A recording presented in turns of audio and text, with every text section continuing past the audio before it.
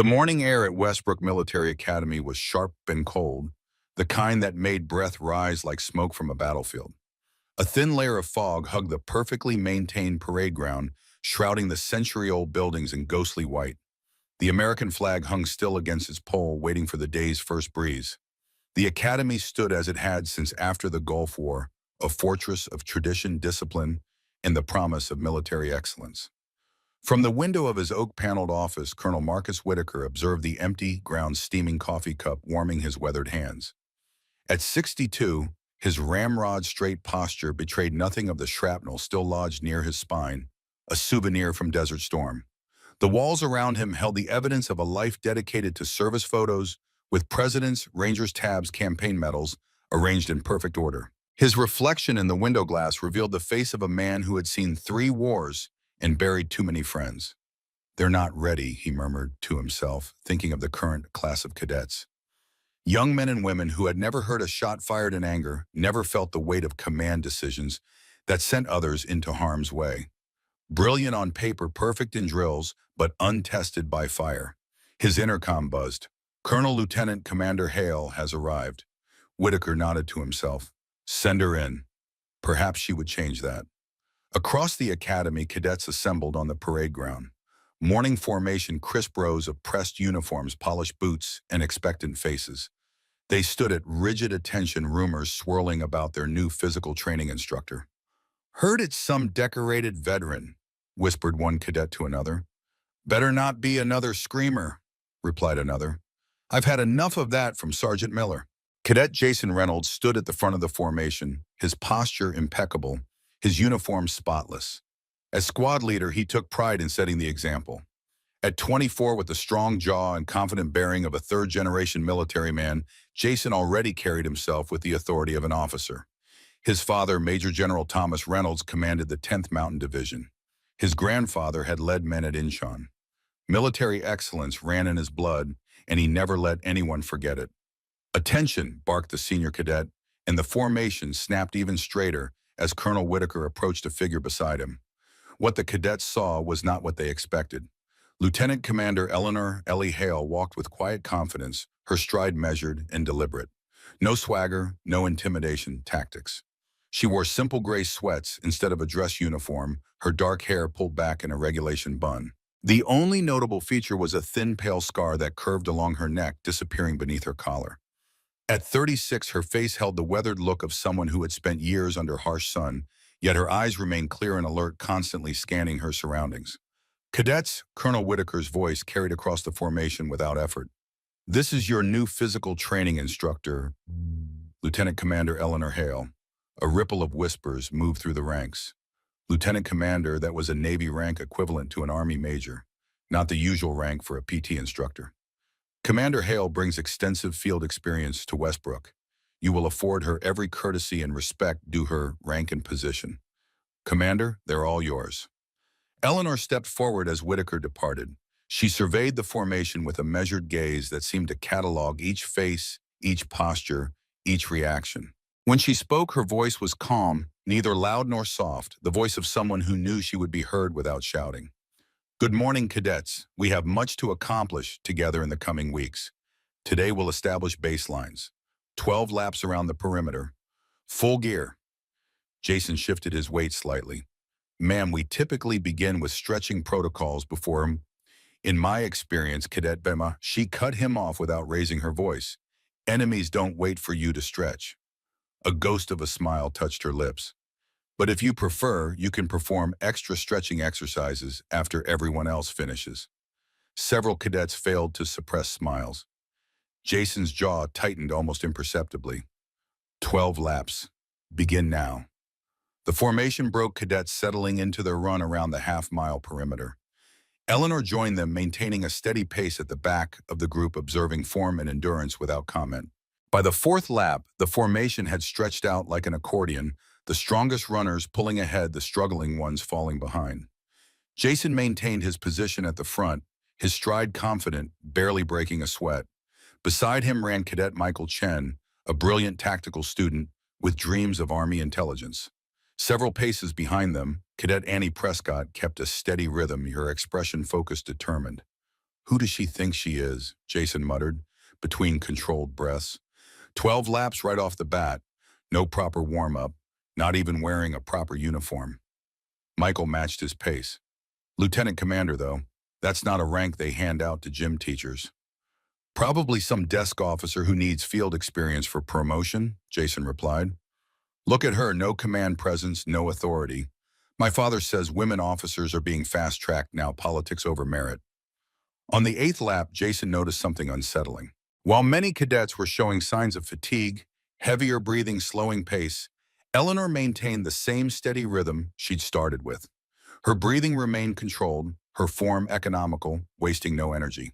She wasn't running to impress anyone. She was running like someone who had learned that endurance meant survival. By the final lap, even Jason felt the burn in his legs, the tightness in his chest. Eleanor, however, looked like she could go another 12 without difficulty. As they completed the run, she moved to the front, observing each cadet's condition as they finished. Form a line, she ordered once all had completed the circuit. Recovery positions.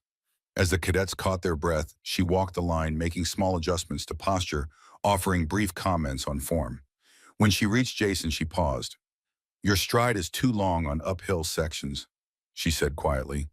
Shortening your step by 20% would conserve energy and maintain speed. Learn that carrying wounded through the Hindu Kush. Before Jason could respond, she had moved on. The casual reference to combat experience hung in the air between them like an undetonated explosive. Later in the academy mess hall, Jason sat with Michael and Annie picking at a plate of regulation eggs and toast. The morning's training session had left a sour taste that food couldn't erase. She's different, Annie said, breaking the silence. Not like our other instructors. Jason stabbed at his eggs.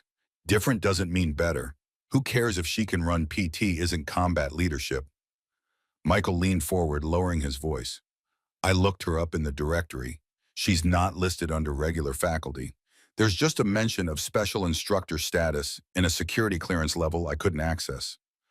My dad could find out with one phone call, Jason said, but made no move to reach for his phone. Annie studied him over her coffee cup. You're bothered because she corrected you in front of everyone.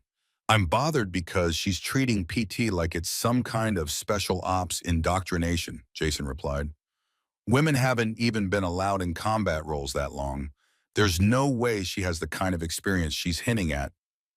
Captain Nichols is a woman, Annie pointed out, referring to their tactical operations instructor. 2 tours in Iraq. That's different, Jason insisted. Support roles probably. Look, there's a reason there are no women in Delta Force or the SEALs. The physical standards are impossible for them to meet. Annie raised an eyebrow. Impossible or just not allowed until recently? Jason pushed his tray away. Trust me on this. My father knows every major combat commander in the service. If she had any real combat experience, he'd know her name. Miles away from the academy, in a sparsely furnished apartment, Eleanor Hale sat at a small desk, a single lamp casting harsh light over the surface. Before her lay a worn leather journal and a small wooden box. Her fingers traced the edge of the box before slowly opening it.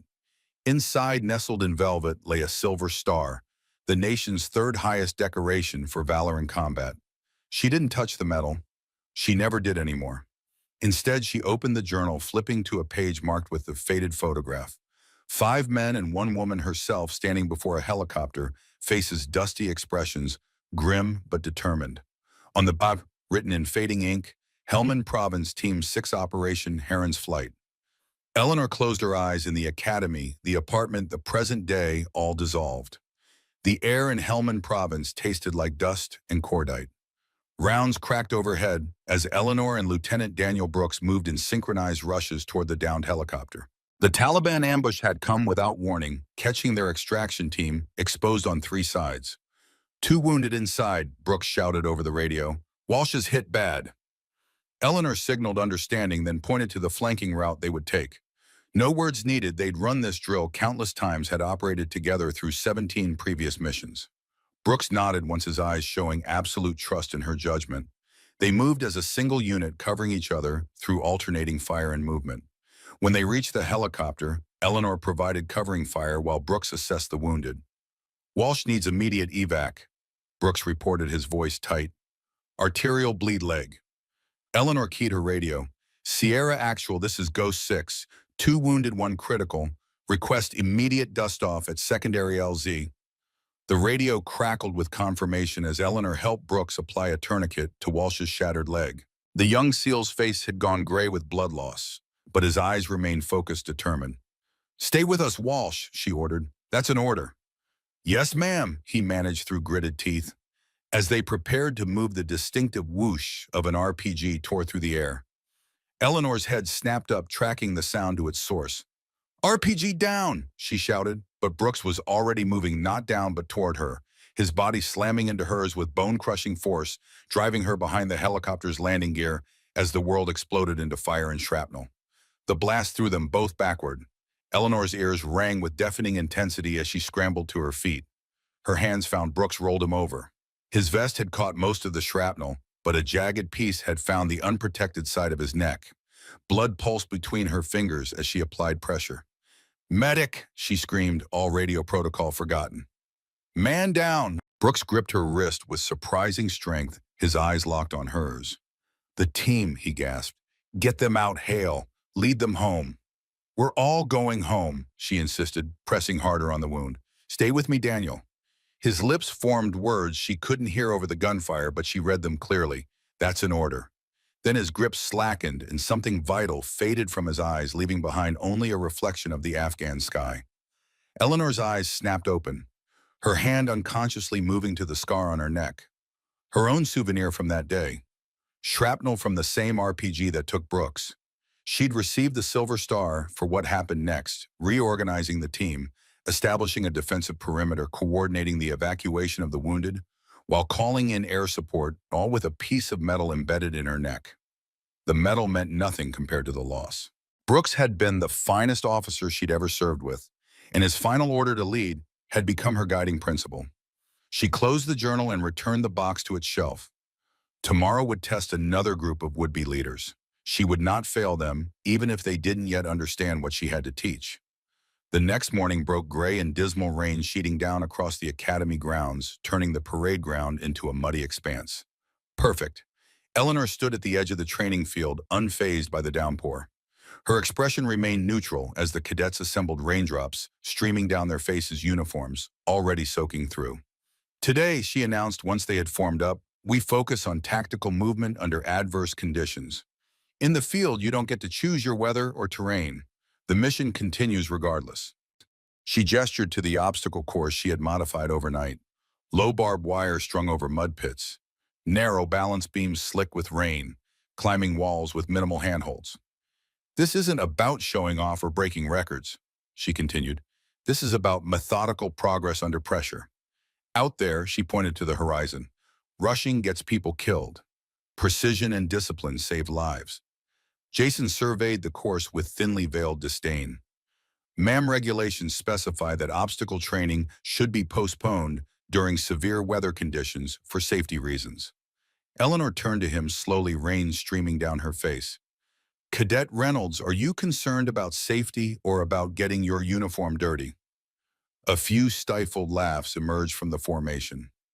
Jason's face flushed. "I'm concerned about proper protocols, ma'am." "Protocols," Eleanor nodded thoughtfully. "Tell me, Cadet, when your transport is hit by an IED and you're evacuating wounded under fire in a monsoon, which protocol covers that scenario?" Jason had no answer. "The ground doesn't care about your family name," Eleanor continued, her voice carrying to the entire formation despite the rainfall. "It doesn't respect rank or protocols. It tests you equally without mercy or favor." She turned to address everyone. "First evolution, low crawl under wire 20 yards. Maintain weapon control at all times. Training rifles have been placed at the starting line. When you reach the end, recover to standing position and return to formation. First squad, move out." The cadets broke formation, collecting the weighted training rifles before taking positions at the starting line. The first group began their crawl, immediately struggling with the slick mud that seemed determined to swallow elbows and knees with each movement. Eleanor moved alongside the course, observing technique without interference. Most cadets adopted an inefficient crawl, failing to use their legs properly, allowing their backs to rise too high, risking the wire. When Jason's turn came, he attacked the course with determination, moving faster than the others, but with a technique that betrayed his lack of real field experience. Halfway through, his rifle sling caught on the wire, jerking him to a stop. Frustrated, he yanked at the weapon, causing the wire to bounce and snag the cadet behind him. Eleanor appeared beside him, kneeling in the mud without hesitation.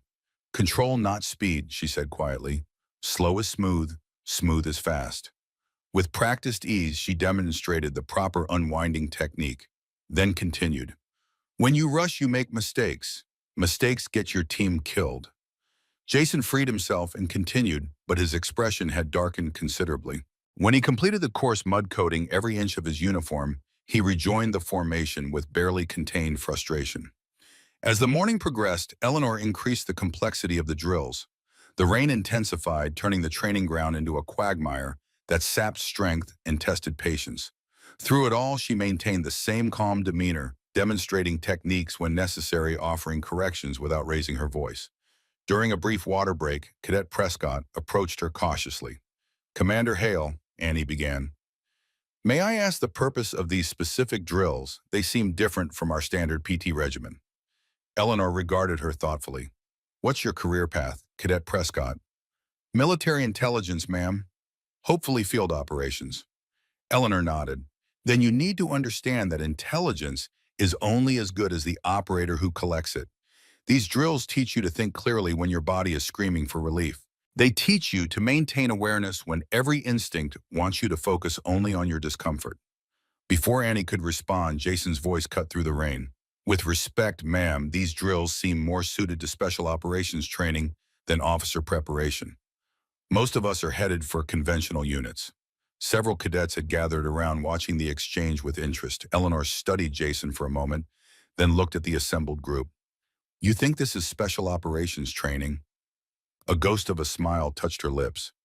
"This is kindergarten compared to what real operators endure." Jason's posture stiffened. "Then perhaps our time would be better spent on relevant training, ma'am." The challenge hung in the air between them. The other cadets held their breath, surprised by Jason's boldness. Eleanor regarded him silently, rainwater streaming down her face, her eyes never leaving his. Then without a word, she removed her instructor's windbreaker and handed it to Annie. Beneath it, her t-shirt clung to a frame lean with muscle, not the bulky strength of a weightlifter, but the functional power of someone forged through years of real-world demands. "Observe," she said simply. What followed left the cadets in stunned silence. Eleanor moved through the obstacle course with a fluid grace that made their earlier attempts look like children stumbling through their first steps.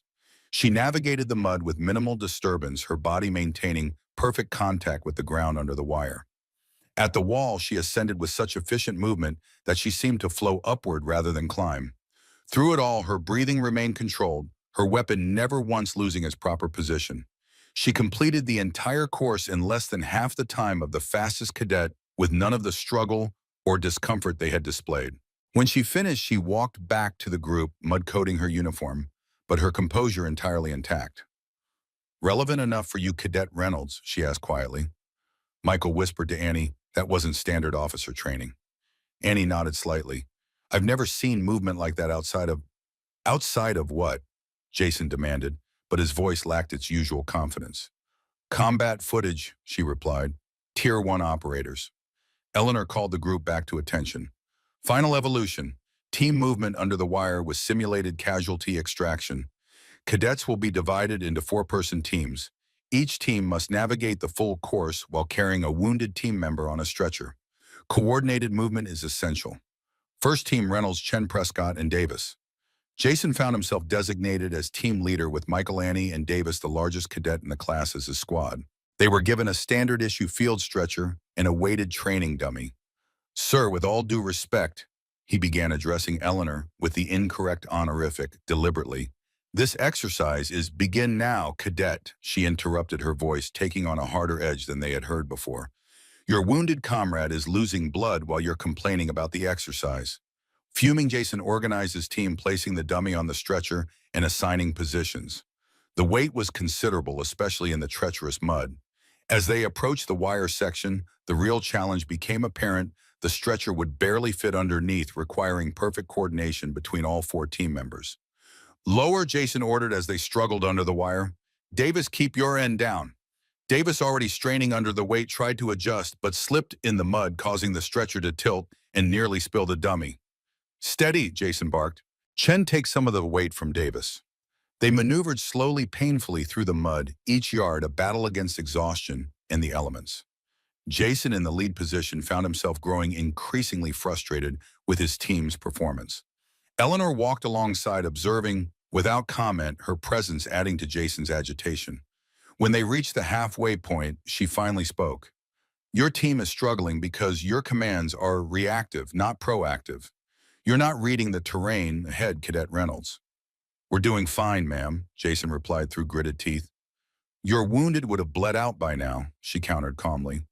And Davis is about to collapse from exhaustion because you've positioned him incorrectly for his height and strength. Jason felt his control slipping. The rain, the mud, the weight of the stretcher, and now this woman questioning his leadership, it all converged into a burning knot of anger. Perhaps you'd like to demonstrate the proper technique, ma'am, he said, voice thick with sarcasm. I would, she replied evenly, but I learned long ago that some lessons must be experienced, not demonstrated. As they struggled through the final section, Davis's footing gave way completely. The stretcher lurched, and in trying to compensate, Jason also lost his balance. As he stumbled, Eleanor moved to stabilize the stretcher from his side. Something in Jason snapped. In a moment of pure frustration, he straightened abruptly, his shoulder connecting with Eleanor's chest, shoving her backward into the mud. The action was instinctive, unplanned, but unmistakably deliberate. Time seemed to stop. The other cadets froze in place, shock evident on their faces. Even Jason looked stunned at his own action, the color draining from his face as he realized what he had done. Eleanor lay in the mud for just a moment, then rose with deliberate calm.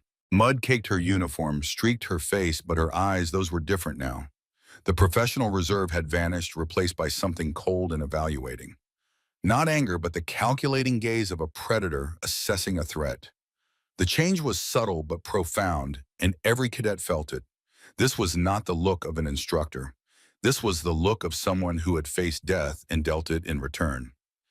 Exercise terminated, she said, her voice quiet but carrying an authority that silenced the entire field. All cadets except Reynolds returned to barracks and clean up. As the others hesitantly departed, casting nervous glances back at Jason, Eleanor approached him slowly. She stopped an arm's length away, studying him with that unnerving gaze. Do you know what you just did, cadet? She asked. Jason stood at rigid attention, eyes forward. I assaulted a superior officer, ma'am. I accept whatever punishment. No, she cut him off. In tactical terms, what you just did was compromise your entire team. In the field, your action would have left the wounded, exposed your team, disorganized, and likely resulted in additional casualties. She stepped closer, her voice dropping so that only he could hear her next words. On my last operation in Helmand Province, a moment of frustration like that cost the life of the finest officer I've ever known. Jason's eyes widened slightly, the only break in his rigid posture. You report to the obstacle course at 100 Tefuro. She continued, her voice returning to its normal volume. You will undergo a special training evolution designed specifically for Yuku. 24 hours of continuous operation. Come prepared. She turned to leave, then stopped. And Cadet Reynolds, bring only what you can carry for 20 miles. You'll need every ounce of that famous family endurance you're so proud of. As Eleanor walked away across the muddy field, back straight, despite the mud coating her uniform, Jason stood motionless in the rain. For the first time since arriving at the academy, something akin to genuine fear flickered across his face. Back in her office, Eleanor stripped off her mud-soaked uniform and changed into dry clothes. Her movements were precise, economical, betraying none of the anger or frustration a normal instructor might feel. Instead, she was calculating, planning the next day's evolution with the same care she would plan a combat operation. Colonel Whitaker knocked once before entering. He surveyed her appearance in the mud-tracked floor with a raised eyebrow. I just had an interesting conversation with Cadet Prescott, he said, closing the door behind him. Something about an incident during training, Eleanor continued, organizing her gear. Nothing I can't handle. Reynolds physically pushed you. He did. Whitaker sighed heavily. His father is going to have kittens when he hears about this. Major General Reynolds has direct access to the Joint Chiefs, Eleanor. Now she looked up, meeting his gaze steadily. Are you ordering me to overlook it? Hell no, Whitaker replied immediately. That boy needs discipline. But I need to know your plan before his father starts making phone calls. Eleanor nodded once. I'm going to teach him what his father never did, that his name won't protect him in the field, that frustration gets people killed, and that true leadership comes from respect, not entitlement. Whitaker studied her for a long moment. You're not going to break him, are you, Ellie? Because despite his attitude, that kid has potential. A ghost of a smile touched her lips. I don't break people, Marcus. I rebuild them. She picked up a folder from her desk. The same way your friend Jack Hale helped rebuild me after I lost my father. Whitaker's expression softened at the mention of her father, his former comrade in Desert Storm. Jack would be proud of you, Ellie. Not many survive what you did in Afghanistan, let alone go on to become what you became. She shook her head slightly. 187 combat operations, Marcus. I survived, others didn't. The least I can do is make sure these cadets understand what real leadership costs before they have to learn it the hard way. Whitaker nodded solemnly, then turned to leave. At the door, he paused. For what it's worth, I think Brooks would approve of your methods. After he left, Eleanor sat at her desk, opened the folder, and reviewed Jason Reynolds' file again. Perfect academic scores, outstanding physical fitness, impeccable family connections. On paper, the ideal officer candidate, yet lacking the one thing no academy could teach: the humility that comes from genuine struggle. She closed the file and gazed out at the rain-soaked parade ground. Tomorrow would be different. Tomorrow, Jason Reynolds would begin to understand what it truly meant to lead. And perhaps in teaching him, she would finally fulfill the last order Brooks had given her to lead them home. Dawn broke over Westbrook Military Academy in a symphony of gray and gold, the sun struggling against lingering rain clouds. The obstacle course stood silent and expectant, puddles from yesterday's downpour reflecting the first tentative rays of morning light. The mud had settled overnight into a treacherous mixture, not quite liquid, not quite solid, perfect for the lesson that awaited. Lieutenant Commander Eleanor Hale arrived at 0445, 15 minutes before the appointed time.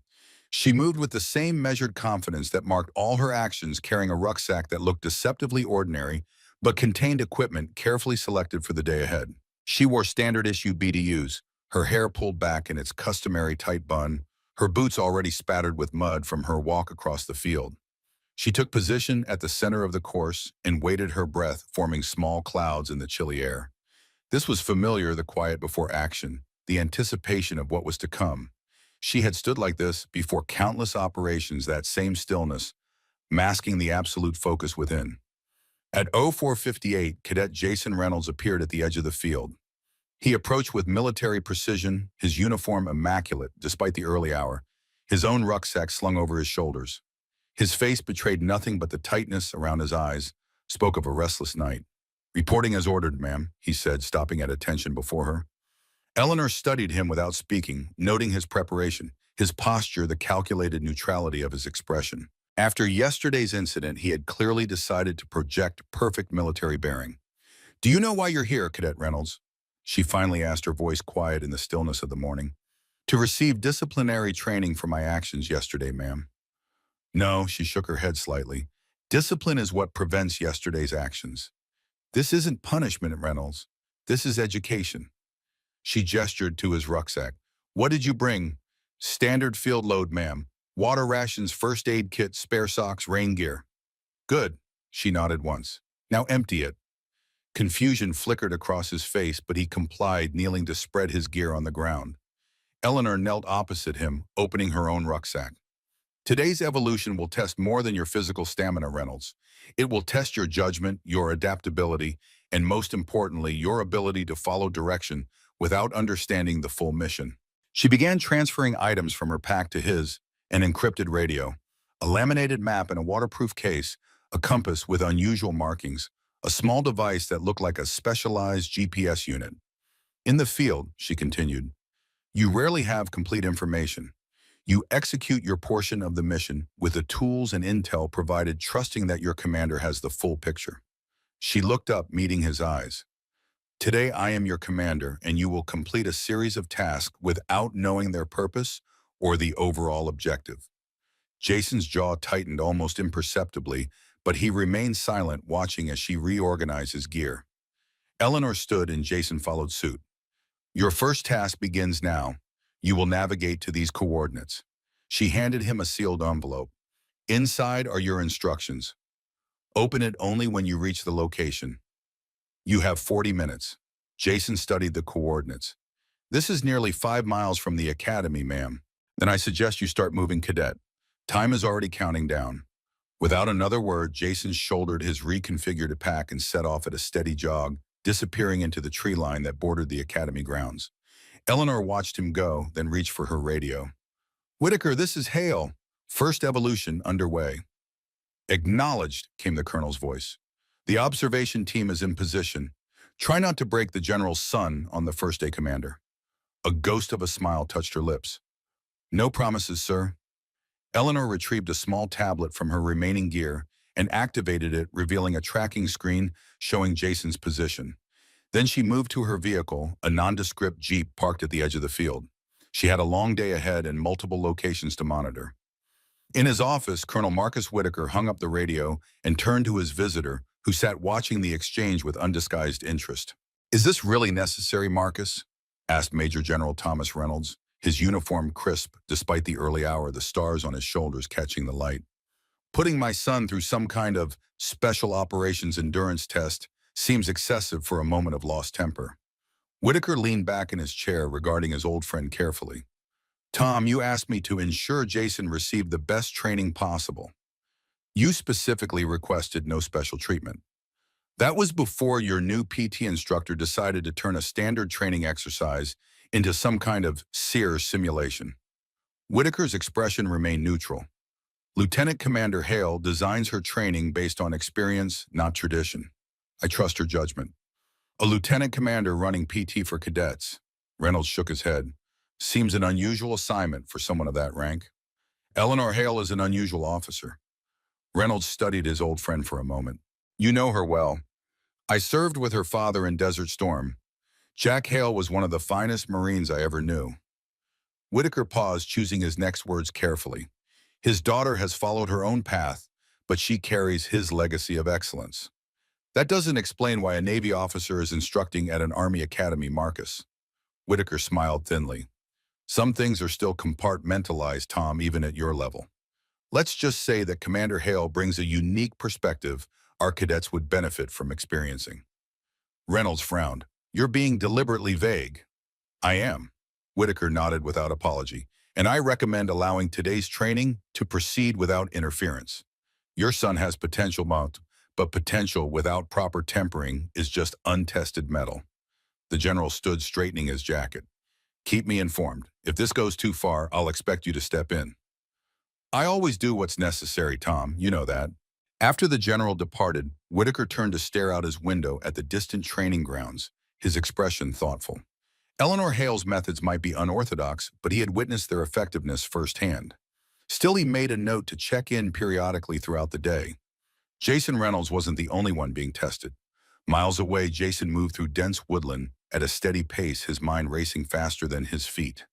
The coordinates had led him deep into the academy's extended training grounds, far from the manicured parade fields and obstacle courses.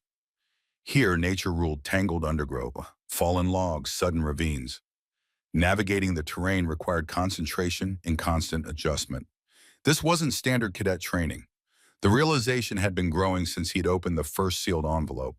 The instructions inside had been cryptic. Locate the supply cache. Extract only what you need. Proceed to secondary coordinates. Avoid detection by roving patrols. Supply cache roving patrols. This was beginning to feel like the special operations scenarios his father sometimes described from his early career. Jason paused at the edge of a small clearing, consulting his map. The secondary coordinates should be just ahead, but Commander Hale's warning about patrols made him hesitate before crossing the open ground. He scanned the tree line on the opposite side, looking for movement or unusual shapes. Nothing visible, but instinct, or perhaps the commander's warnings, made him circle the clearing instead of crossing directly. The detour cost precious minutes, but as he approached the coordinates from cover, he spotted them, 2 academy staff members in Woodland camouflage, carrying training rifles positioned exactly where he would have emerged had he taken the direct route. A test, then, and one he might have failed without the commander's warning. Jason checked his watch. 32 minutes elapsed. He needed to locate the next marker quickly. Staying low, he worked his way through the underbrush until he reached the exact coordinates. There, partially concealed beneath fallen leaves, lay another sealed envelope.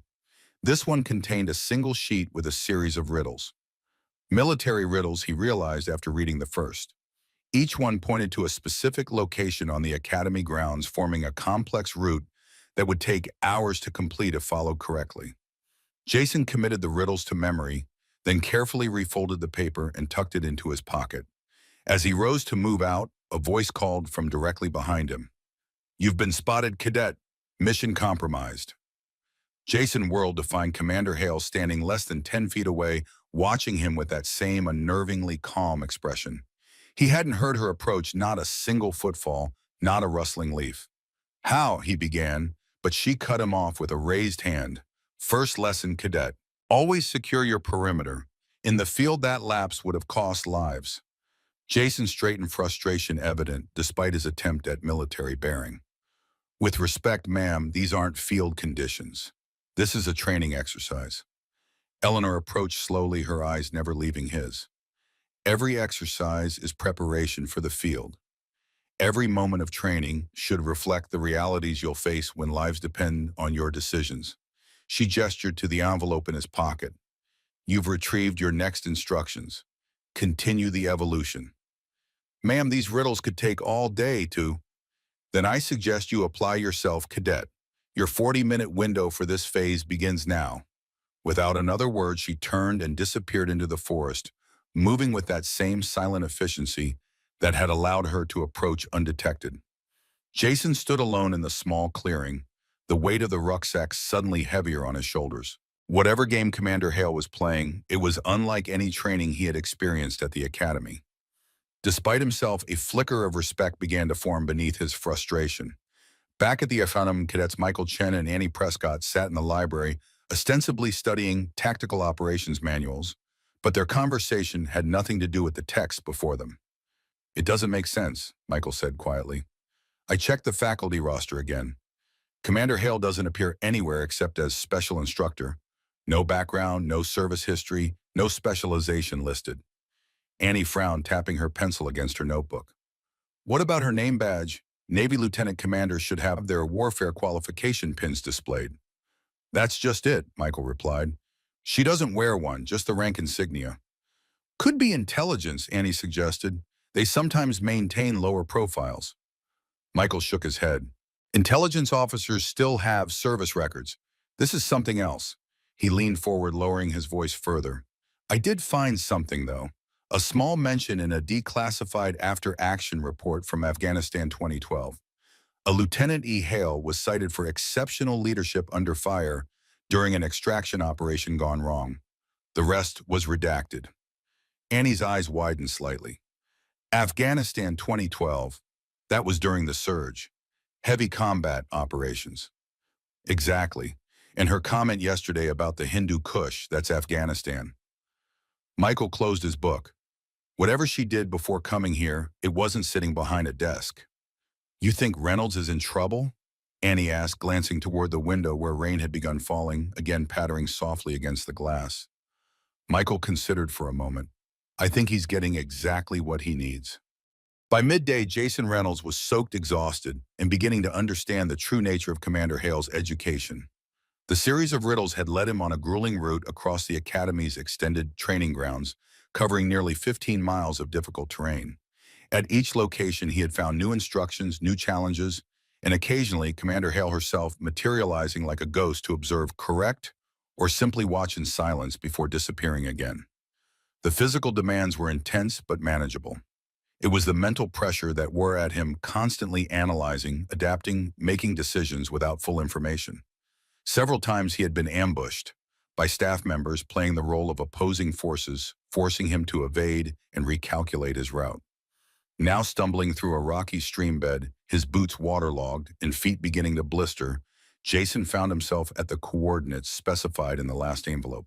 Here, nestled against the base of a large oak, sat Commander Hale, calmly eating from a small ration pack. Beside her lay a similar package.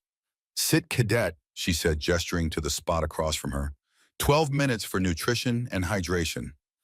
Jason sank gratefully onto the damp ground, accepting the ration pack she slid toward him. His hands trembled slightly as he opened it, a detail that didn't escape her notice. "You're past the initial stages of fatigue," she observed. "Now comes the test of endurance. Eat slowly, small bites. Your body needs time to process." Jason followed her instructions without argument, too tired for his usual defiance. After several minutes of silence, he finally spoke. "Permission to ask a question, ma'am?" "Granted. What is the purpose of this exercise beyond testing my endurance?" Eleanor studied him for a moment before answering. "In Afghanistan, I once spent 72 hours on a mission that was supposed to last 12. No resupply, minimal communication, continuous movement through hostile territory. The objective kept changing as the situation evolved." She took a sip from her water bottle. "When the extraction finally came, half my team was wounded and I was operating on instinct alone, my conscious mind too exhausted for complex thought." She leaned forward slightly. "That's when training matters most, cadet. When your body is broken and your mind is foggy, but lives still depend on your next decision." "You were in Afghanistan combat operations?" Jason asked, unable to hide his surprise. Eleanor's expression remained unchanged. 14 deployments, 187 combat missions. The number hung in the air between them. 187, each one a potential death sentence, each one requiring the kind of leadership that couldn't be taught in a classroom. "I didn't know," Jason said quietly. "Most don't." Eleanor checked her watch. 2 minutes remaining. "Finish your water." As Jason complied, he studied her with new eyes, noticing details he had overlooked before: the way she continuously scanned their surroundings, even while resting, the efficient economy of every movement, the weathered quality of her hands, hands that had clearly done more than grade papers or demonstrate PT exercises. "The next phase will test your decision-making under pressure." She continued, gathering her gear.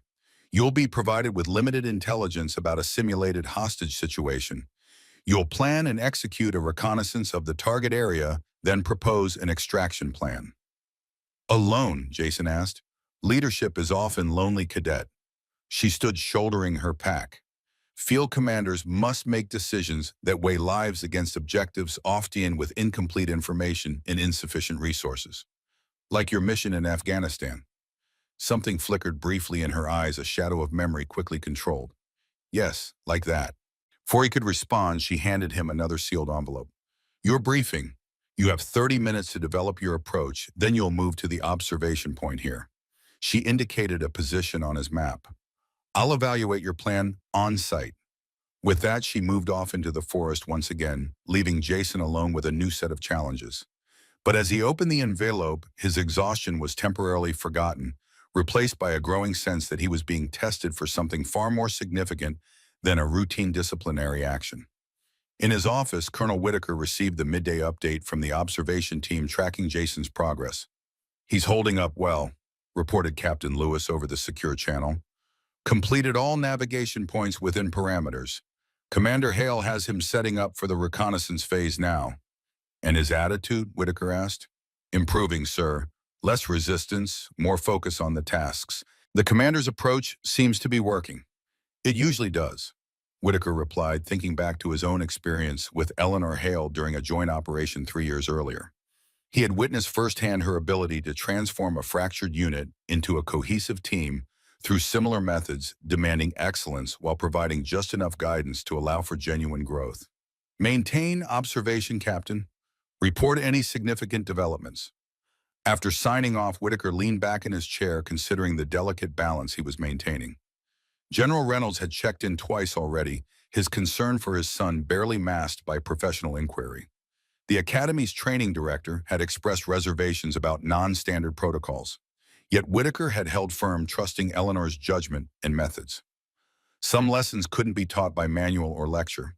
Some truths had to be experienced, especially for those destined for command positions. Jason Reynolds, with his family connections and natural abilities, would almost certainly rise to significant rank, which made it all the more critical that he understand the true meaning of leadership before lives depended on his decisions. Whitaker glanced at the photograph on his wall himself and Jack Hale in Desert Storm, young officers with desert dust coating their uniforms and the weight of command in their eyes. Jack had understood leadership instinctively, had demonstrated it daily until the RPG that claimed his life in the war's final days. His daughter carried that same instinctive understanding, though she had forged it in a different crucible. Whitaker only hoped that young Reynolds would recognize the value of the lesson before him, expensive though it might be to his pride. Miles away, concealed in thick underbrush on a ridgeline, Jason Reynolds lay motionless, observing the target area through field glasses. The scenario Commander Hale had created was impressively detailed, a small clearing containing 2 academy buildings repurposed as a hostile compound. Staff members playing the roles of guards patrolling in realistic patterns, even simulated communications equipment visible through the windows. For the past hour, he had been meticulously recording guard rotations, identifying potential entry points, and mapping the surrounding terrain. The hostage, a training dummy positioned visibly in one building, was under constant surveillance from at least 2 guards at all times. "What do you see?" Commander Hale's voice came from directly beside him, though he hadn't heard her approach. This time he managed to control his startled reaction, keeping his body still and his focus on the objective. "4 guards on rotating patrol," he replied quietly. "2 stationary at the main entrance. Communication equipment in the northeast building suggests a command post. The hostage is held in the southwest building, 2nd floor, with visual surveillance from both guard posts." He shifted slightly, adjusting his position to reduce strain on his elbows. "Standard approach would be impossible without detection. However, there's a drainage culvert on the western perimeter that appears unmonitored. It might provide access to the compound if it's large enough to traverse." Eleanor made no comment, simply observing alongside him for several minutes. The silence stretched between them, but Jason maintained his focus, continuing to catalog details that might prove relevant to an extraction plan. Finally, she spoke. "You've been here for 63 minutes without moving, Cadet. Most beginners shift position every 10 minutes, compromising their concealment." It wasn't quite praise, but Jason felt a small surge of satisfaction nonetheless. "Your assessment is thorough," she continued, "but incomplete. What haven't you considered?" Jason frowned, mentally reviewing his observations. Weather conditions could change visibility. Night would provide better cover, but reduce our own visual capability without proper equipment. "Think broader," she prompted, "beyond tactical considerations." Jason hesitated, then ventured, "The hostage's condition, if injured, extraction becomes more complicated." "Broader still." Frustration flickered across his face. "Ma'am, I don't—" "Why are they holding a hostage, Cadet?" she interrupted. "What's their motivation? What leverage are they seeking? How does that affect their behavior and decision-making?" The questions landed like stones, rippling through Jason's understanding of the scenario. He had approached it as a purely tactical problem, not considering the human and strategic dimensions. "In Helmand Province," Eleanor continued, her voice taking on a distant quality, "we were sent to extract a high-value intelligence asset captured by insurgents. Our initial assessment was similar to yours, focused on entry points, guard patterns, optimal timing. But we failed to consider why they hadn't already executed their captive." She turned to look at him directly. "They were waiting for someone more valuable. The capture was bait for a trap. We walked right into it because we didn't ask the right questions." The implication hung in the air between them. This wasn't just a training exercise. It was a lesson drawn from blood and sacrifice. "Lieutenant Brooks led that mission," she added quietly. "He paid for our oversight with his life." "Brooks?" Jason asked, the name striking a chord of familiarity. "Daniel Brooks, the finest officer I ever served with. He threw himself on an RPG to save the rest of the team after our extraction went sideways." For a moment, the professional mask slipped, and Jason glimpsed something raw and genuine in her expression. A grief still carried, a loss still felt. Then it was gone, replaced by the calm, evaluating gaze he had come to recognize. "Reassess the scenario," she ordered. "Consider all dimensions of the problem. Then develop your plan. You have 30 minutes. As she moved away, leaving him to his task, Jason found himself staring after her, a new understanding beginning to form. The Commander Hale he had dismissed as a mere PT instructor was revealing herself to be something else entirely, A combat veteran, shaped by experiences he could barely imagine carrying lessons written in the blood of fallen comrades. For the first time since the training began, he felt a genuine desire to meet her standards, not just to complete the exercise. Back at the academy, the afternoon brought another downpour, sending cadets scurrying between buildings with hunched shoulders and raised collars. In the corner of the mess hall, Michael Chen and Annie Prescott had been joined by several other cadets, all speaking in hushed tones about the day's unusual events. "Reynolds has been gone all day," said Davis, the broad-shouldered cadet who had struggled with the stretcher the previous day. "Nobody's seen him since before dawn." "Commander Hale, too," added Annie. "All her regular PT sessions were reassigned to Sergeant Miller." Michael leaned forward. "I heard from Jefferson and admin that Colonel Whitaker authorized some kind of special training evolution, something about leadership development under adverse conditions." "For pushing an instructor." Davis shook his head. "That's more than just punishment detail." Annie's expression was thoughtful. "I don't think it's about punishment. I think it's about assessment."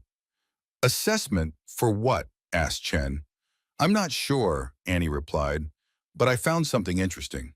A few years ago, the Navy established a pilot program for integrating women into special operations roles. It was classified at the time, but some details have since become public.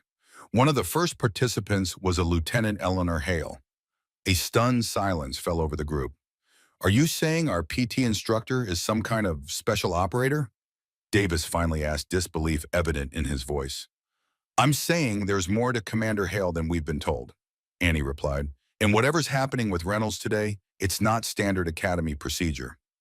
The cadets exchanged glances, each processing this revelation in their own way. The Commander Hale they had met, calm, precise, uncompromising, suddenly appeared in a new light, her methods and manner taking on deeper significance. "If she really is special operations," Michael said slowly, "then Reynolds might be getting the kind of training most of us will never experience." "Lucky bastard," muttered Davis, though his tone suggested he wasn't entirely convinced of Reynolds' good fortune. As the afternoon wore into evening, rain continued to fall across the academy grounds, transforming the carefully manicured lawns into soggy expanses and filling the air with the constant patter of droplets against windows and rooftops. In the administration building, lights burned late in Colonel Whitaker's office as he reviewed the day's reports. A knock at the door interrupted his reading. "Enter," he called, not looking up from his desk. General Reynolds stepped into the office, his expression a careful mask of professional neutrality, though the tension in his shoulders betrayed his concern. "It's 2100 hours, Marcus. My son has been in the field for over 16 hours. I think that's sufficient to make whatever point needed making." Whitaker set aside his papers, gesturing for the general to take a seat. "The training evolution has a designated endpoint, Tom. Commander Hale will conclude it when the objectives have been met." "And what objectives are those exactly?" Reynolds asked, remaining standing. "Because from where I stand, this looks less like leadership training and more like some kind of unofficial SEER course." "SEER is survival training," Whitaker replied calmly. "This is character development." "Character development." Reynolds' controlled facade cracked slightly. "My son has been crawling through mud and playing war games since dawn." Whitaker leaned back in his chair, studying his old friend. "Tell me something, Tom. When you were coming up through the ranks, who was the officer that influenced you most?" The question seemed to catch Reynolds off guard. "Colonel Frank Harrison," he answered after a moment. "My 1st Battalion commander in the Gulf." "And what made him influential? His technical knowledge, his tactical brilliance?" Reynolds' expression softened slightly. "His integrity. The way he led by example, never asking anything of his men that he wouldn't do himself." A faint smile touched his lips. "He once took over a night patrol after I complained about the conditions. Taught me more about leadership in those 8 hours than a year of West Point." "Exactly." Whitaker nodded. "Some lessons can't be taught in a classroom, Tom. They have to be experienced often under difficult conditions, guided by someone who's walked the path before." He stood moving to the window that overlooked the darkened training grounds. "Eleanor Hale has walked a harder path than most. What she's teaching your son today may well save his life or the lives of those under his command someday." Reynolds was silent for a long moment, the only sound in the office the soft patter of rain against the window glass. "You still haven't told me who she really is, Marcus." Whitaker turned from the window, his expression solemn. "That's her story to tell, not mine." But I will say this, if I were selecting officers for the most challenging command positions, Eleanor Hale would be at the top of my list. Before Reynolds could respond, Whitaker's phone buzzed. He answered, listened briefly, then hung up. The final phase is beginning. They should return within 2 hours. He gestured to the chair again. I suggest we both get comfortable, Tom. It's going to be an interesting debriefing. Midnight at Westbrook Military Academy. Rain continued its relentless assault, turning pathways into shallow streams and gathering in murky pools across the training grounds. The main campus building stood dark and silent, but lights still burned in the administration block, where Colonel Marcus Whitaker and Major General Thomas Reynolds waited in tense silence. They should have reported in by now, Reynolds said, checking his watch for the third time in as many minutes. Whitaker remained calm, hands folded on his desk. Eleanor operates on her own timeline. The exercise concludes when she determines the objectives have been met. And you've given her complete autonomy in this. I have. Whitaker's tone left no room for debate. Her judgment in these matters is beyond reproach. The general paced the length of the office, his controlled exterior beginning to crack. My son has been in the field for nearly 20 hours, Marcus. In these conditions. Without proper preparation. Tom, Whitaker's voice softened slightly. Jason is physically strong, mentally sharp, and genetically blessed with your family's legendary stamina. He'll be fine. It's not his physical condition that concerns me, Reynolds admitted, stopping at the window to stare out at the rain-soaked darkness. It's what this does to his standing among the other cadets. His path to command will be stronger for this experience, Whitaker finished firmly. Leadership isn't bestowed by family name or academic excellence, Tom. It's forged through challenge, failure, and growth. Eleanor understands this better than most. Before Reynolds could respond, the office phone rang. Whitaker answered, listened briefly, then hung up. They're back, meeting in the tactical operations classroom in 20 minutes. Relief flickered across the general's face, quickly masked by professional composure. I'd like to observe. Whitaker hesitated, then nodded once. As long as you understand that this is Commander Hale's evolution to conclude. No interference regardless of your rank or relation. Understood. Across the campus, in a small locker room adjacent to the physical training facility, Cadet Jason Reynolds stood under a scalding shower, letting the hot water sluice away layers of mud, sweat, and exhaustion. His muscles screamed with each movement, protesting the punishment they had endured over the past 20 hours. His mind, however, remained curiously clear and focused. The final phase of Commander Hale's educational experience had been the most challenging, a tactical infiltration of the simulated compound, retrieval of the hostage, and extraction to a designated rally point, all while evading the enemy forces patrolling the area. Jason had been given minimal equipment in a 2-hour window to complete the mission. What should have been straightforward had become a grueling test of adaptability when Commander Hale introduced unexpected complications. The hostage was injured and unable to walk. The primary extraction route became compromised. Communication equipment malfunctioned at a critical moment. Through it all, she had observed, silent and unreadable, appearing occasionally to witness his decision-making, but offering neither assistance nor guidance. It was as if she were evaluating him, not just as a cadet, but as something more. Now, as he dressed in the fresh uniform he'd been provided, Jason found himself replaying moments from throughout the day, analyzing his performance with a critical eye that seemed newly calibrated. Mistakes he would have previously defended or rationalized now stood out as clear failures in judgment or execution. Decisions he would have been proud of now appeared merely adequate. Something fundamental had shifted in his perspective. A knock at the door interrupted his thoughts. 10 minutes, Cadet Reynolds, called an Academy staff member. Commander Hale requests your presence in tactical operations. Acknowledged, he replied quickly, finishing with his uniform. As he straightened his tie and smoothed his jacket, he caught his reflection in the mirror. The face that looked back at him seemed older, somehow, the eyes holding something they hadn't before. Whatever Commander Hale's purpose had been, Jason suspected she had achieved it. The tactical operations classroom was typically used for senior-level strategy courses and mission planning exercises. Its tiered seating faced a sophisticated presentation area equipped with multiple screens, mapping technology, and secure communication systems.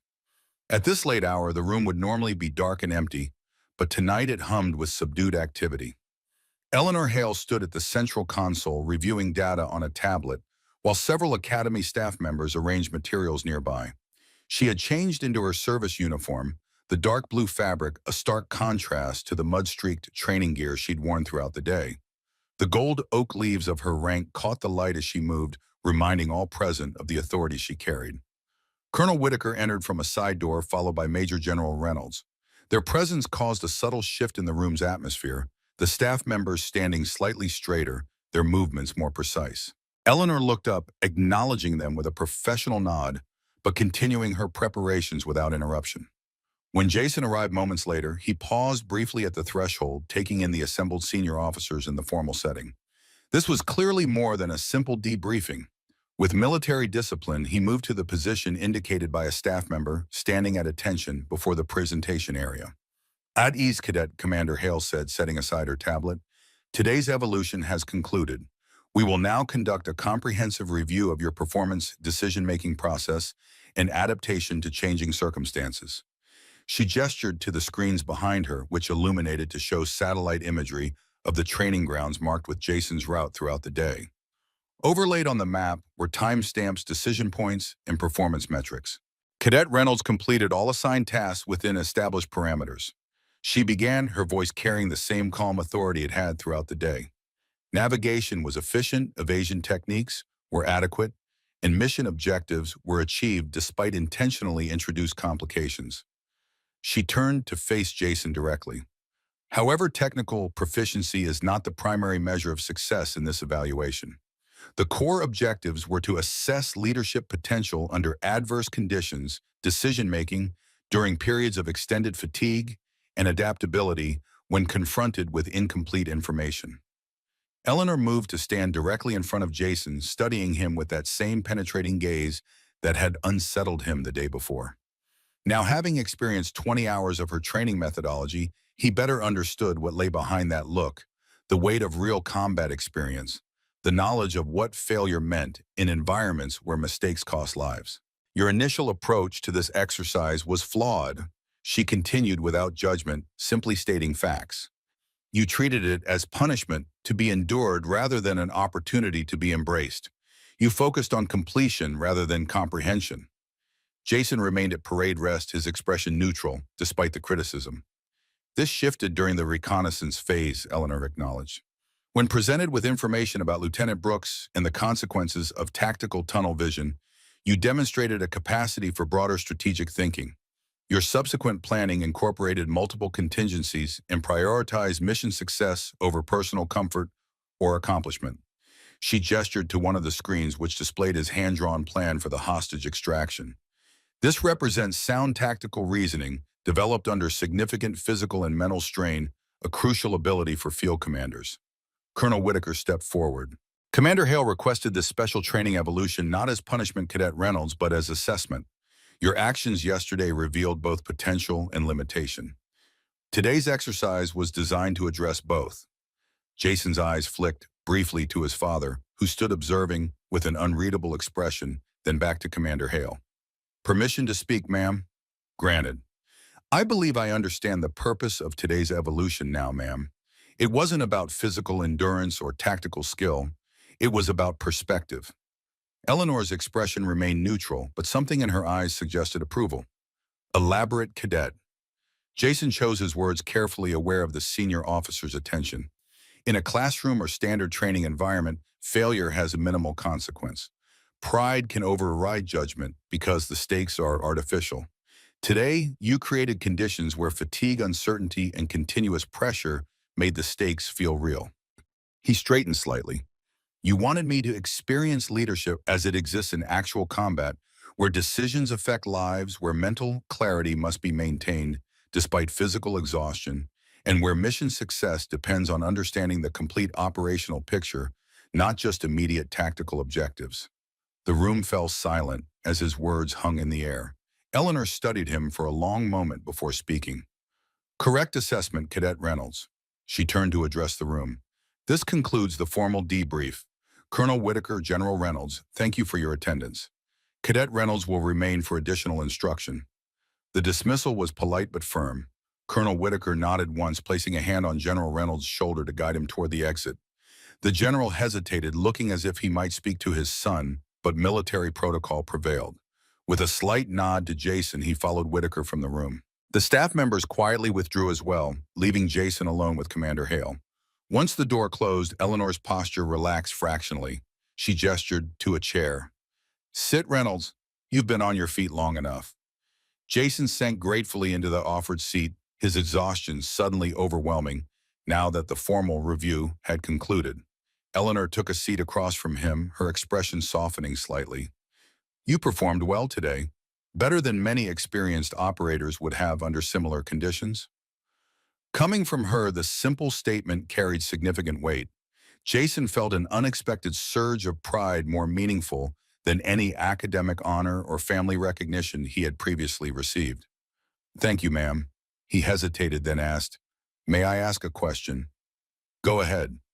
"You mentioned Lieutenant Brooks several times today. He was more than just a fellow officer to you, wasn't he?" Something flickered in Eleanor's eyes, a brief glimpse of the person behind the professional facade.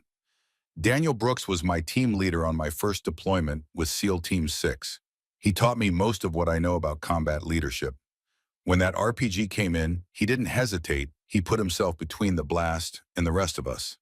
She looked away, briefly gathering herself. "His last words to me were an order, 'Lead them home.' I've carried that with me through 186 missions since then." Jason absorbed this understanding, for the first time the true weight she carried, not just rank or authority, but responsibility born of sacrifice. "Is that why you're here?" he asked. "At the academy, I mean. Instead of still being with the teams." Eleanor regarded him thoughtfully, as if deciding how much to share.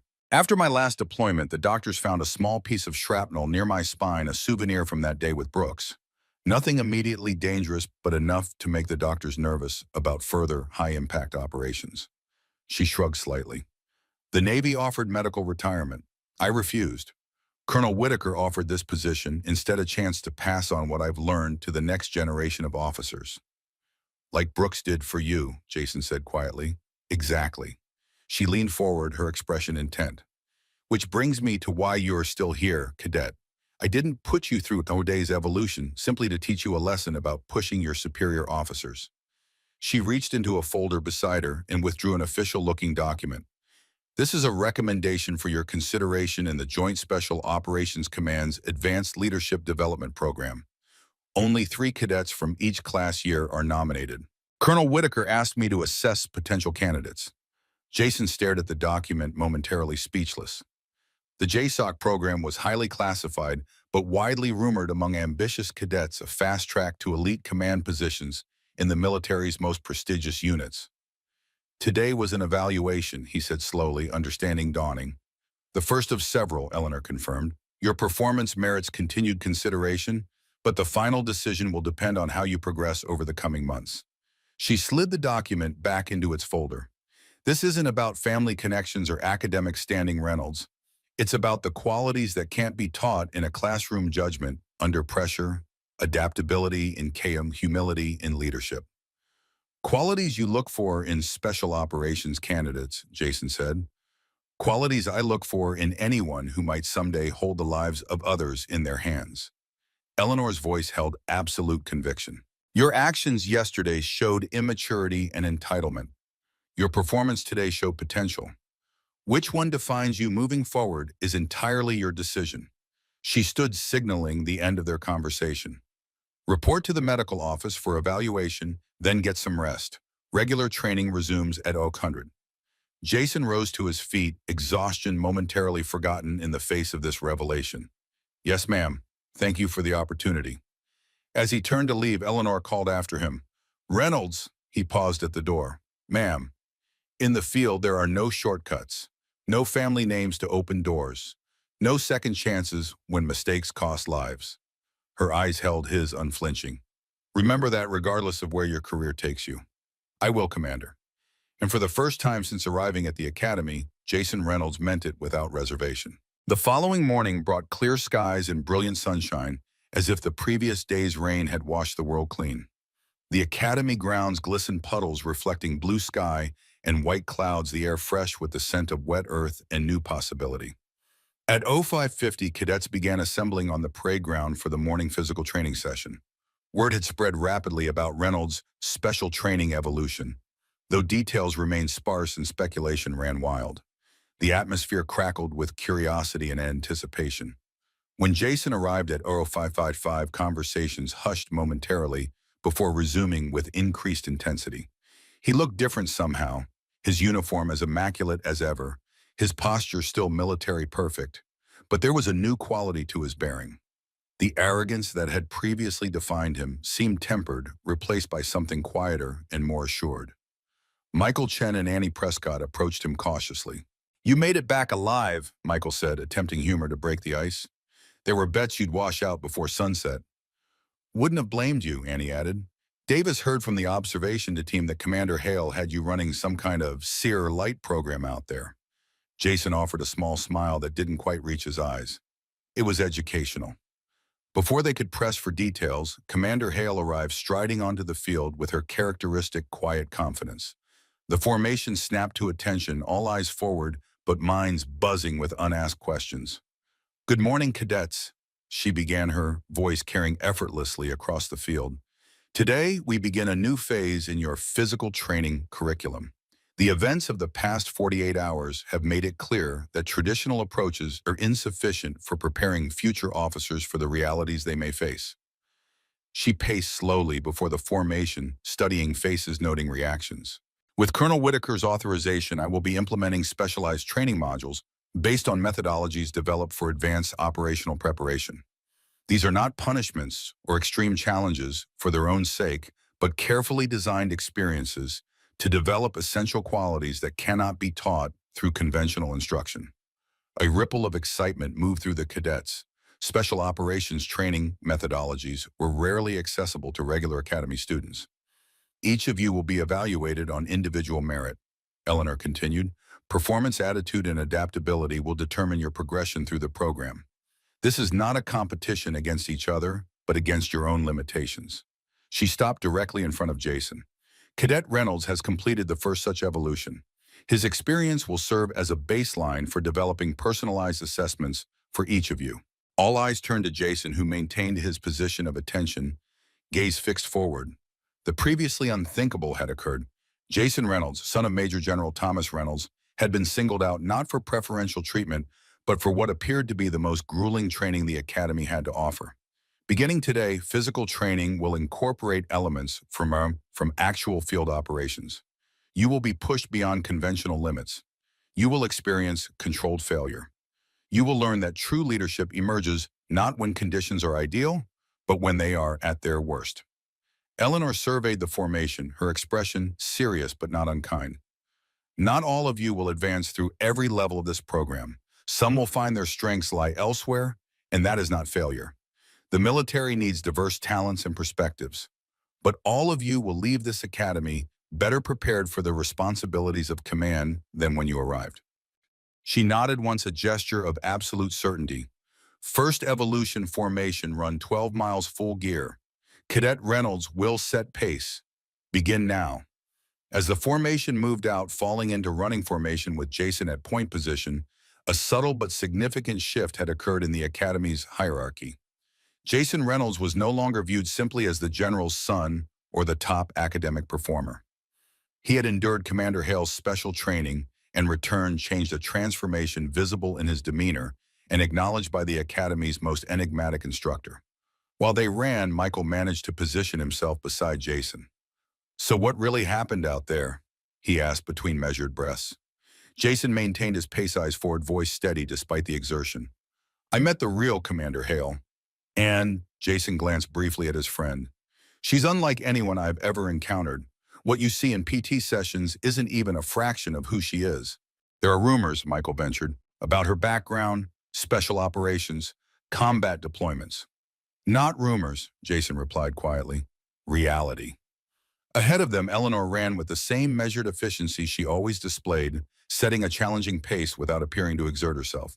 The scar on her neck caught the morning sunlight, a visible reminder of whatever truth lay behind the whispered speculations. The day progressed with an intensity that left cadets exhausted but oddly invigorated. Commander Hale's new training regimen incorporated tactical movement decision-making under pressure and team coordination exercises unlike anything in the standard curriculum. Through it all, she maintained that same calm, observant presence, pushing without breaking, demanding excellence without cruelty. By late afternoon, as cadets dragged themselves toward the mess hall for dinner, the initial shock had transformed into reluctant respect and genuine curiosity. Whatever Commander Hale represented, whatever specialized knowledge or experience she brought clearly offered something valuable beyond conventional military instruction. Jason sat with Michael and Annie, all three too tired for extended conversation, when Colonel Whitaker's voice came over the Academy's announcement system. All cadets report to the main auditorium at 1900 hours for special briefing. Attendance mandatory. Dress uniform required. Speculation erupted immediately, the fatigue of the day temporarily forgotten, as theories flew around the mess hall. Special briefings were rare, typically reserved for visiting dignitaries or major announcements affecting the entire academy. Maybe it's about Commander Hale's new program, Annie suggested. Or maybe they're finally going to explain who she really is, Michael added. Jason remained silent, focusing on his meal, but a subtle tension in his posture suggested he might know more than he was willing to share. At 1900 hours precisely, the Academy's auditorium filled with cadets in dress uniforms, faculty members, and several visiting officers whose presence added to the occasion's significance. The room hummed with subdued conversation until Colonel Whitaker strode onto the stage, followed by Commander Hale in her full-dress naval uniform. The sight silenced the room instantly. Gone was the PT instructor in simple workout clothes. In her place stood a naval officer whose uniform jacket displayed ribbons and decorations that told a story of extraordinary service, combat action ribbons, unit commendations, and, most notably, the Silver Star prominently positioned above all others. "Attention," called a senior cadet, and the room snapped to perfect stillness. Colonel Whitaker approached the microphone. "At ease, cadets. Tonight's briefing serves two purposes. First, to formally introduce an officer whose full background has until now been withheld for operational security reasons. Second, to announce a new specialized training initiative that will enhance Westbrook's leadership development program." He gestured to Eleanor, who stepped forward with the same quiet confidence she displayed in all settings, though now it carried the unmistakable weight of formal authority. Lieutenant Commander Eleanor Hale joins us from the Naval Special Warfare Development Group, where she served with distinction through 14 deployments and 187 combat operations. As one of the first women selected for integration into Navy SEAL tactical units, Commander Hale brings unprecedented experience in leadership under the most demanding conditions imaginable. A stunned silence fell over the auditorium, followed by a ripple of whispered exclamations. The rumors had not only been true, but had significantly understated the reality. Whitaker continued, "Commander Hale is a recipient of the Silver Star for actions during Operation Enduring Freedom, where she assumed command of her unit after the death of her team leader and successfully extracted wounded personnel under heavy enemy fire. Her subsequent service record remains largely classified, but I can say without reservation that she represents the highest standard of military leadership and tactical excellence." He turned to Eleanor, gesturing for her to take the podium. She moved forward, surveying the assembled cadets with that same measuring gaze they had come to know during PT sessions, but which now carried new significance. "Thank you, Colonel Whitaker." Her voice remained as it always had, calm, measured, authoritative, without volume. "Cadets of Westbrook Academy, I've observed you for the past month, assessing your strengths, your weaknesses, and your potential. Many of you possess the fundamental qualities necessary for military leadership. Few of you understand what that truly means in environments where theory meets reality." The screens behind her illuminated with combat footage carefully selected and sanitized for this audience, but unmistakably real. Dust-covered operators moving through destroyed buildings, medevac helicopters landing under fire, teams executing complex tactical maneuvers in hostile terrain. "Leadership is not about rank or authority," she continued. "It is about responsibility for mission, for personnel, for decisions that have permanent consequences. No classroom can teach you how decisions feel when lives depend on their outcome. No simulator can replicate the clarity that comes when fear and duty occupy the same moment." Her eyes moved across the auditorium, seeming to connect with each cadet individually. The program Colonel Whitaker has authorized will provide a taste of that reality. Not through artificial hardship or pointless suffering, but through carefully structured experiences that replicate the mental, physical, and emotional demands of actual operations. She gestured to the side of the stage where several faculty members and visiting officers stood. These instructors, all with extensive combat experience, will assist in implementing this curriculum. Participation at basic levels is mandatory for all cadets. Advancement to higher tiers will be by selection only based on demonstrated aptitude and growth potential. Eleanor paused, allowing the magnitude of this announcement to register. Then, in a subtly different tone that commanded absolute attention, she added, "This is not about creating elite operators or special forces candidates. It is about ensuring that every officer who graduates from this academy understands the weight of the responsibility they will carry, the responsibility for the lives of American service members who will look to them for leadership in moments of crisis and chaos." The auditorium remained absolutely silent, cadets absorbing the significance of both the woman before them and the program she described. Yesterday, she continued, Cadet Reynolds experienced the first iteration of this training methodology. His performance was commendable, not because he completed all assigned tasks, but because he demonstrated the capacity to learn, adapt, and prioritize mission over ego under extended pressure. Jason sat perfectly still as hundreds of eyes turned briefly toward him, but his expression remained composed, focused forward on Commander Hale. Each of you will face your own version of this challenge in the coming weeks. Some will excel. Others will discover that their strengths lie in different aspects of military service. All of you will emerge with a clearer understanding of who you are and what you're capable of when tested beyond conventional limits. She straightened slightly, her bearing shifting almost imperceptibly from instructor to commander. In Afghanistan, I served under Lieutenant Daniel Brooks, an officer who embodied the highest ideals of leadership. When an operation went catastrophically wrong, he gave his life to ensure the survival of his team. His last order to me was simple: lead them home. The personal revelation fell like a stone into still water, rippling through the auditorium. This wasn't just professional instruction, it was a mission born of sacrifice and honor. That is the standard against which I measure leadership, Eleanor concluded, and that is the standard I will hold you to during your time under my instruction.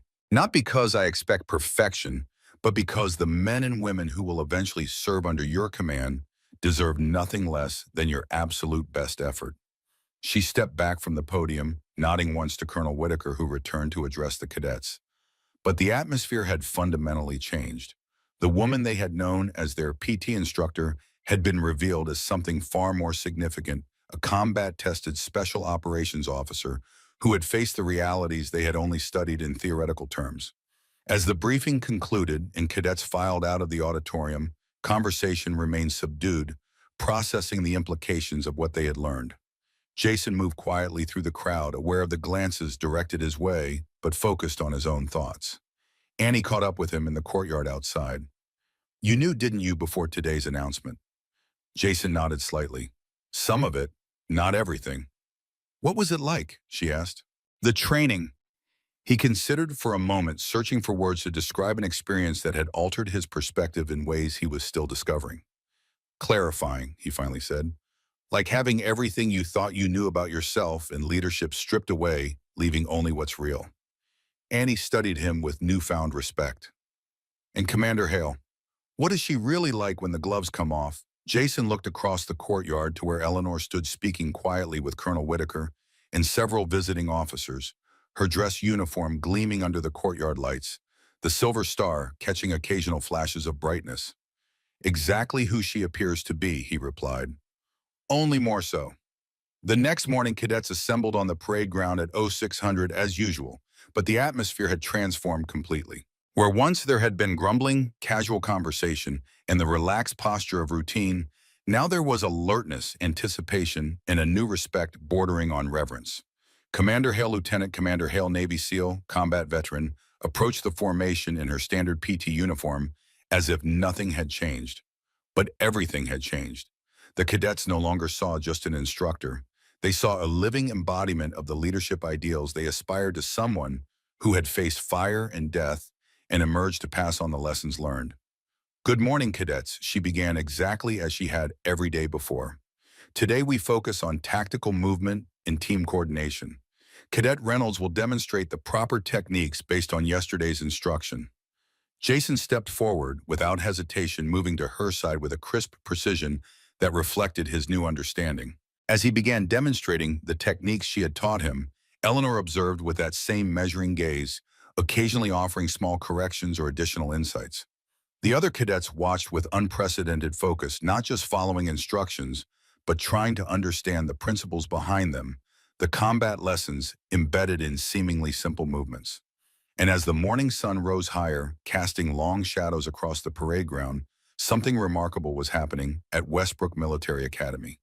A new standard was being established, a higher calling being defined not through regulations or tradition, but through the quiet example of a woman who had endured fire and emerged stronger, who had lost comrades and carried their memory forward, who had pushed beyond conventional limits to discover what leadership truly meant. Eleanor Hale watched her cadets with guarded satisfaction, seeing potential where once she had seen merely pride and protocol. Jason Reynolds, moving through the tactical demonstration with newfound humility and precision, represented a beginning, the first of many who might one day understand what Lieutenant Brooks had taught her in those final moments in Helmand Province. Lead them home, not just from battlefields or hostile territories, but from the darkness of ignorance to the light of understanding, from the comfort of theory to the clarity of experience, from who they thought they were to who they might become when tested beyond their limits. That was her mission now. And as the cadets of Westbrook Academy moved through their exercises with new purpose and determination, Lieutenant Commander Eleanor Hale allowed herself a moment of quiet hope. Mission accepted, Lieutenant Brooks. I'll lead them home.